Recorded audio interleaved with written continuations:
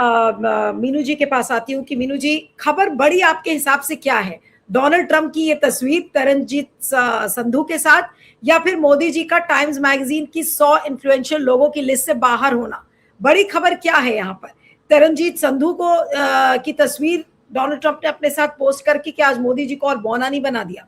जी, मोदी जी की जो troll army है या जो भी ब्रिगेड है इनकी, उनका जो तरीका देखें उसके हिसाब से तो टाइम्स मैगजीन के जो 100 इन्फ्लुएंशियल वर्ल्ड लीडर्स हैं उनमें ना होना एक बहुत बड़ी घटना है, क्योंकि ये वो ब्रिगेड है जो कि कोटलर मैगजीन से अगर मोदी जी को प्राइज मिल जाते हैं तो उसका इतना बड़ा गुणगान करते हैं कि पूरा इंटरनेट फट जाता है, उधर कोलैप्स कर जाता है कि मोदी जी को कोटलर अवार्ड मैगजीन से अवार्ड मिला है। तो समथिंग लाइक दिस मुझे लगता है कि उससे लगता है कि भाई ये तो बहुत बड़ी बात हो गई। टाइम्स तो वर्ल्ड नो मतलब मशहूर जमाना मैगजीन है, बहुत बड़ा रुतबा है, और उसमें नाम ना आना ये एक बहुत बड़ी बात लगती है। और ये तरनजीत सिंह संधू तो अगेन फिर आता है कि आप मतलब आपको कुछ तो इमेज मेक ओवर करना चाहिए अपना, मतलब आप लगातार you are being thrashed since last 1 year. बहुत मतलब आपका इतनी जबरदस्त तरीके से थ्रेशिंग कर रहे हैं डोनाल्ड ट्रंप, लेकिन आपको सोचना चाहिए कि आप भारत देश के प्राइम मिनिस्टर हैं, जिसको कहा जाता है कि सबसे बड़ी डेमोक्रेसी, सबसे बड़ा देश आजादी के आबादी के हिसाब से, और लेकिन उसके बावजूद भी आपको ध्यान देना चाहिए। या तो उनको समझ नहीं आ रहा है जो उनके इमेज मेकओवर करने वाले हैं, एक्चुअली उनके लिए भी कुछ बचा नहीं है कि मोदी जी का कैसे इमेज मेकओवर करे।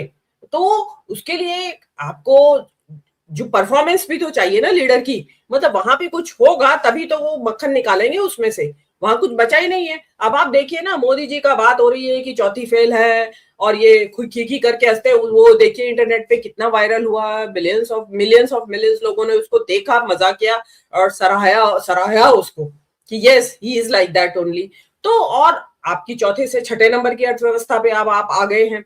तो और जो वर्ल्ड लीडर, मतलब आप इमेजिन करिए कि आपकी जो फेल्ड पॉलिसीज है, फॉरेन पॉलिसी एंड डिप्लोमेसी, उसकी वजह से आज जो है पाकिस्तान जो है वो फेवरेट लीडर बना हुआ है वहां का एक फौजी, मोदी ट्रंप का।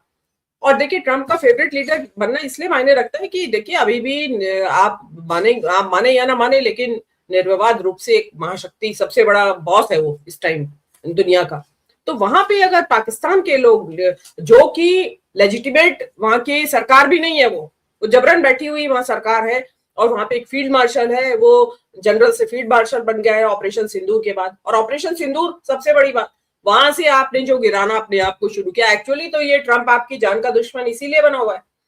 आप अगर यही कह देते कि कराया है सीज फायर, और ये कराया भी है, हम तो यही मानेंगे क्योंकि हमें इंफॉर्मेशन ट्रंप ने दी थी सीज फायर की, मोदी जी ने तो बहुत देर बाद दी उसके, तो किसको माना जाएगा कि किसने कराया? और ये मैं तो मानती हूँ कि कोई ना कोई था बीच में मीडिएशन कराने वाला, जिसकी वजह से ये इतनी जल्दी लड़ाई लड़ मर के और वापस भी आ गए 4 दिन के अंदर।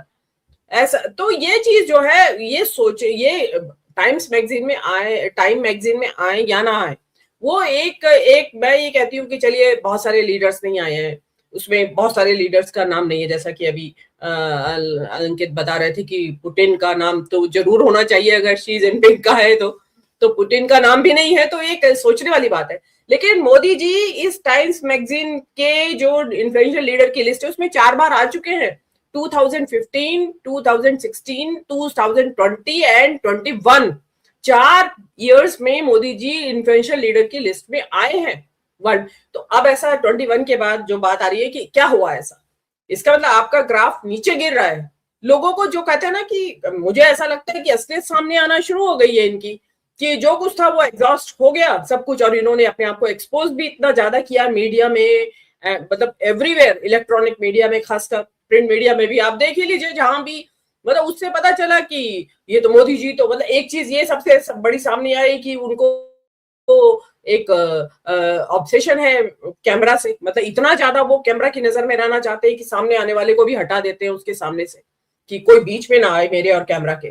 तो ये सारी चीजें जो है वो एक नेता की जो डेप्थ होती है, गंभीरता, स्टेट्समैनशिप जिसको वर्ड सही है, मतलब वो स्टेट्समैन नहीं है, लीडर है, ठीक है, इस देश के लीडर हैं, आप 240 की सीटें जीत लाए हैं, और अभी आप SIR के माध्यम से और भी पता नहीं क्या कर पाएंगे, और ये जो आप डिलिमिटेशन का बिल रहे हैं, इससे पता नहीं और क्या क्या आप करने में सक्षम हो जाएंगे। बट ये चीजें जो है, ये जो टैक्टिक्स है, ये जो तरकीबें हैं, ये आपको स्टेट्समैन नहीं बनाती, लीडर जरूर बना सकती हैं।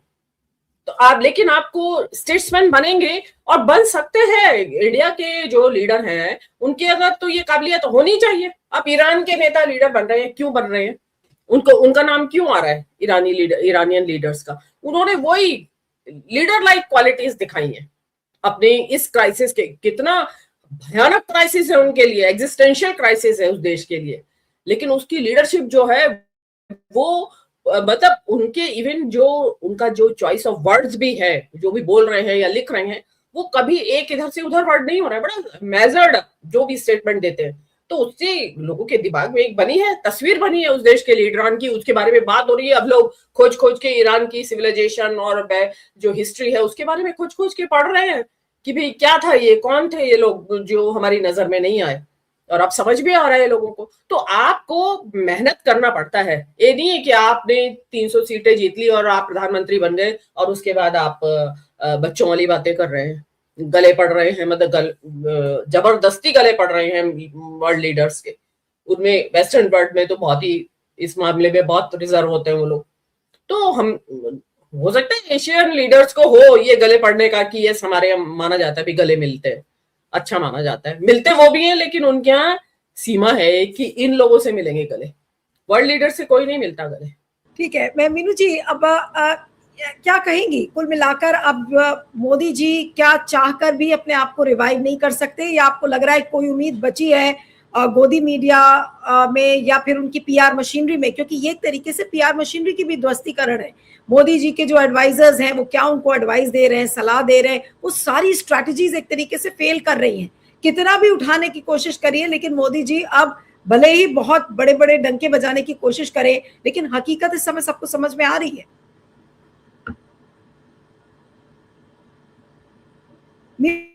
देखिए जो मोदी जी अपने छोटा सा सवाल जो मैं ऐड कर रही हूँ, क्या मोदी का जो बबल है वो बर्स्ट कर गया है?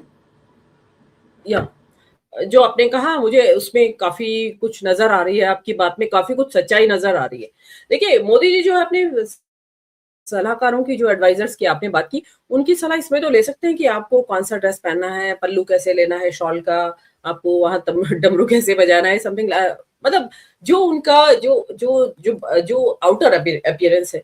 लेकिन जो आपकी पॉलिसीज हैं, स्टेट्समैन लाइक बिहेवियर है वो, या आपको क्या कहना है, ये क्या नहीं, मान ये जो झप्पी पाने वाला है, आप क्या समझते हैं, क्या मतलब डायरेक्टली और इनडायरेक्टली बहुत सारे डिप्लोमेटिक वेज होते हैं कहने के, किसी ने बोला नहीं होगा आपको कि it is like that, once I went there and I hugged him, मतलब मैं भी कुछ ऐसा कैजुअल कन्वर्सेशन में बोला हूँ, वो उसको नहीं मानते होंगे। उनको लगता है कि जो मैं कर रहा हूँ वो ज्यादा सही है, जैसे कि वो अपनी डोमेस्टिक फ्रंट पे भी जो करते हैं, जिस तरीके से मेरी रगों में गरम सिंदूर दौड़ रहा है, कितनी मजाक बनी है आपकी।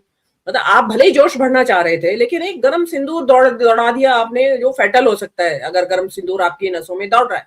तो जो इस तरीके का आप जो इस तरीके की बातें करते हैं, वो एडवाइजर्स की नहीं मानते हैं एक्चुअली। तो उनको इवन जो डिफेंस एडवाइजर्स हैं, वो उनको बुलाया उन्होंने मीटिंग के लिए, आपका जब ये बालाकोट हुआ, और तब उनको वो खुद सलाह दे रहे हैं कि भाई बादल है इस वक्त, और आप जाइए, रडार कैच नहीं कर पाएगा हमारे जो जेट हैं एयर का, जो है फाइटर जेट से। तो ये एक मतलब सलाह लेने के बजाय उनसे आप उनको देने लगे सलाह, वो भी बेचारे चुप आ गए होंगे कि भाई देना तो उनका फर्ज है, जो एडवाइजर्स हैं उनका फर्ज है, जो हेड मांग रहा है सलाह उसको देंगे, लेकिन सलाह उसके बदले में वो उल्टी उनकी सलाह मुंह पे दे मारी आपने। तो वो जो चीज है मोदी जी की, क्या है कि वो इतनी ज्यादा अकोमोडेटिव, या ऐसा नहीं है कि वो इतने विनम्र भी नहीं है कि किसी की सलाह को साइलेंटली ले ले, तो वो नहीं लेंगे, हम किसी की भी नहीं लेंगे, आपकी और हमारी तो बहुत ही दूर की बात है।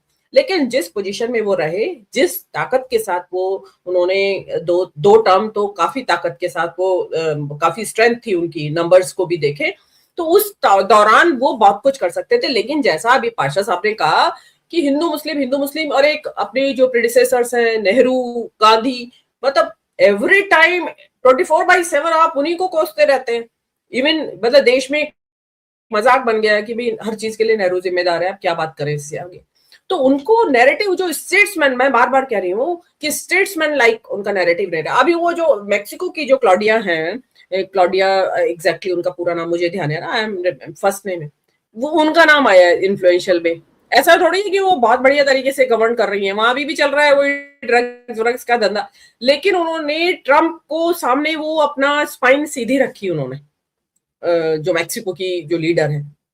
तो वो चीज जो चीज है ना, हमारे यहाँ क्या हुआ है कि हम ऑपरेशन सिंदूर के बाद से जो झुकना शुरू हुए, वो टैरिफ वार में भी झुक गए, हम अडानी के मसले में भी झुके हुए हैं, हमारी एप्स्टीन को लेके हमारी नस दबी हुई है, पता नहीं क्या है उसमें, आपने एक्शन ही नहीं लिया। एप्स्टीन के मामले में पूरी दुनिया में एक्शन लिए जा रहे हैं, अपोलोजाइज कर रहे हैं लीडर्स अपने जो भी रॉन्ग डूअर्स हैं उनके बिहाफ पे कि गलती हुई है हमारे लोगों से। हमारे यहाँ वो बैठा हुआ है अभी भी, उसको इंटरनेशनल नेगोशिएशंस में भेज रहे हैं उल्टे। आप कल्पना करिए, हरजीत पुरी को भेजा इन्होंने, हरदीप पुरी को, पेट्रोलियम मिनिस्टर को, और वहां लोग मना कर दे बात करने से कि भाई ये जो ऑफेंडर्स जिनका नाम है एप्स्टीन फाइल में, we are not going to have discussions with them. क्या रह जाएगा आपका? मतलब इतना भी क्या कि आप, अरे वही है ना कि डोमेस्टिक पॉलिटिक्स को आप इंटरनेशनल पॉलिटिक्स पे ला देंगे तो यही परिणाम निकलेगा, और आपको बिल्कुल सेग्रीगेट करना पड़ेगा इंटरनेशनल एंड डोमेस्टिक पॉलिसीज को। और आप ये कोशिश बिल्कुल ना करें कि जो मैं डोमेस्टिकली सक्सेसफुली इंप्लीमेंट कर पा रहा हूं या अच्छे रिजल्ट आ रहे हैं, उसके रिजल्ट्स इंटरनेशनली भी आएंगे। ऐसा कुछ नहीं है आपका, आपके साथ। आप तो हिंदू मुसलमान करते रहते हैं। वहां ट्रंप ने, मैं कम्युनल ना मुझे लेबल किया जाए, लेकिन ट्रंप ने जो है वहां पाकिस्तान के जिन लीडरान को सिर पे चढ़ाया हुआ है आजकल, वो मुस्लिम ही तो हैं। और जबकि उनकी कोई प्रो मुस्लिम उसका पॉलिसी नहीं है ट्रंप की, उसकी pro anti Muslim policy internal है, बाहर नहीं है। उसने वहां पे मुस्लिम लीडर्स को बना रखा है। और अभी बात ये भी आ रही है पाशा साहब कि जो ये एनरिच यूरेनियम है, ईरान के बजाय पाकिस्तान के पास रखवाने की बात है, वहां रखवाया जाएगा। आप कल्पना करिए कि अगर ये, क्योंकि ये बड़े जोर शोर से चल रहा है इंटरनेशनल मीडिया में कि पाकिस्तान के पास रखवाया जाएगा, तो ये जो चीज है कि आप पता कितना बड़ा उन्होंने विश्वास अर्जित कर लिया। एक इलेजिटिमेट सरकार है, एक जनरल जो फील्ड मार्शल बन गया है अपने आप से ही, बनवा लिया है मतलब उसने। तो वो जो चीजें हैं ना, वो हम कहीं पीछे बहुत कुछ हम कर सकते थे, बहुत कुछ कर सकते थे और किया जाना चाहिए था। अब तो जो है मोदी जी तो खुद इंटरनली ढलान पे है, वो 240 उनकी सीट्स है। आज का जो बिल है रिजर्वेशन का, जो इन्होंने डिलिमिटेशन से ज्वाइन कर दिया है, वो बता रहे हैं कि प्रोबेबली डिफीट हो जाएगा, क्योंकि 2/3 मेजोरिटी चाहिए। मोदी जी के पास सिंपल मेजोरिटी है, बट कॉन्स्टिट्यूशनल अमेंडमेंट के लिए आपको 2/3 चाहिए। 2/3 लगा बता रहे हैं कि मैनेज नहीं हो पाएगा। तो आज जो है उन्होंने जो आज उसको नोटिफाई किया है बिल को, वो इसीलिए किया है कि कहीं वो भी कोलैप्स ना हो जाए in the absence of notification. Gazette में नोटिफाई करना पड़ता है कानून को, तो उन्होंने इसलिए उसको तो आप इस तरीके की जो होता है ना आफ्टर थॉट्स आपके पास आते रहते हैं, टाइमली कोई डिसीजन नहीं लेते हैं। और जो भी कानून बनाने में तो कम से कम इतनी ज्यादा चालाकियां मत करिए। कानून तो देश के हित में होना चाहिए, पब्लिक के जनरल वेलफेयर में होना चाहिए।